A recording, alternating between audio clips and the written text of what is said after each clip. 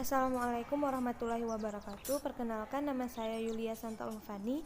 Saya dari Prodi Ilmu Al-Quran dan Tafsir Fakultas Syariah Dakwah dan Usuluddin. Pada video kali ini saya akan membahas mengenai Al-Quran dan ekonomi guna memenuhi tugas tahfiz dan tafsir ayat-ayat sosial ekonomi yang dibimbing oleh Bapak Sodikin MA. Langsung saja kepada materi yang pertama, yaitu definisi dari Al-Quran.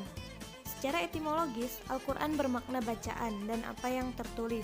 Sedangkan makna terminologis Al-Quran didefinisikan sebagai kalam Allah yang diturunkan kepada Rasulullah SAW dalam bahasa Arab yang dinukilkan kepada generasi sesudahnya secara mutawatir.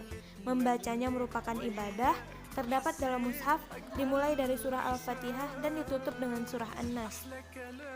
Kemudian yaitu materi yang kedua, definisi dari ekonomi. Ekonomi berasal dari bahasa Yunani yang terdiri dari dua kata, yaitu oikos dan nomos. Oikos berarti rumah tangga dan nomos berarti tata atau aturan. Dengan demikian, secara sederhana, ekonomi dalam pengertian bahasa berarti ekonomi atau tata rumah tangga. Ekonomi menurut Kamus Bahasa Indonesia berarti segala hal yang bersangkutan dengan penghasilan, pembagian dan pemakaian barang-barang dan kekayaan atau keuangan.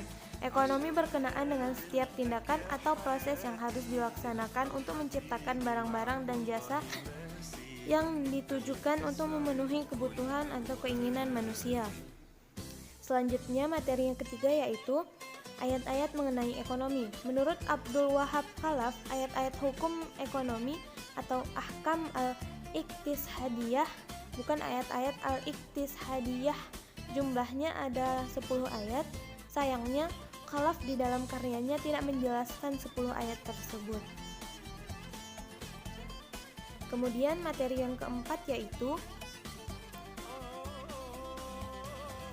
berikut beberapa contoh buku tentang ayat-ayat ekonomi. Yang pertama, buku yang ditulis oleh Ahmad Izan dan Syahri Tanjung yang berjudul Referensi Ekonomi Syariah atau ayat-ayat Al-Quran yang berdimensi ekonomi.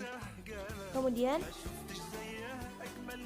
penulis buku ini seperti yang disebutkan di dalam pengantarnya mencoba untuk mengumpulkan ayat-ayat yang berdimensi ekonomi. Ayat-ayat ekonomi disusunnya berdasarkan urutan abjad A sampai Z.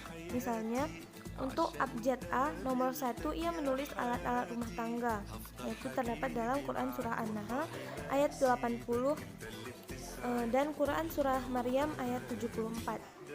Kedua, entry amal kebajikan, Quran Surah An-Naml ayat 90 dan Al-Qasas ayat 77 dan seterusnya. Ayat-ayat yang berdimensi ekonomi ini dari A sampai Z telah dipaparkan dari halaman 47 sampai 390. Kritik yang diberikan kepada buku ini adalah tidak jelasnya karakteria yang digunakan untuk mengklarifikasinya ayat-ayat ekonomi. Kemudian yaitu buku berikutnya adalah yang ditulis oleh Dewi Sukwiyo yang berjudul Ayat-ayat Ekonomi Islam atau Kompilasi Tafsir. Buku ini diterbitkan oleh Pustaka Pelajar Yogyakarta tahun 2010.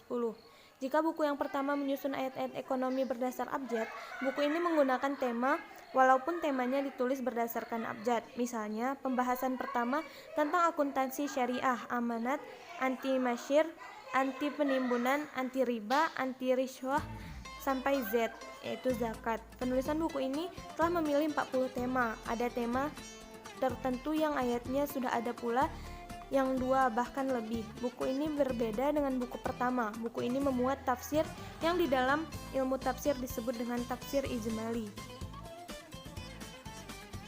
Kemudian yaitu buku yang terakhir sampai diktat ini disusun adalah karya Mardani yang berjudul Ayat-ayat dan Hadis Ekonomi Syariah. Buku ini diterbitkan oleh Raja Wali Press tahun 2011. Buku ini ditulis dengan menggunakan metode topik dan ayat. Bedanya dengan buku Dwi Sukwiyo, topiknya tidak ditulis berdasarkan urutan abjad. Mungkin hanya ini saja yang dapat saya sampaikan, lebih dan kurang saya mohon maaf. Wabillahi taufiq wal hidayah. Assalamualaikum warahmatullahi wabarakatuh.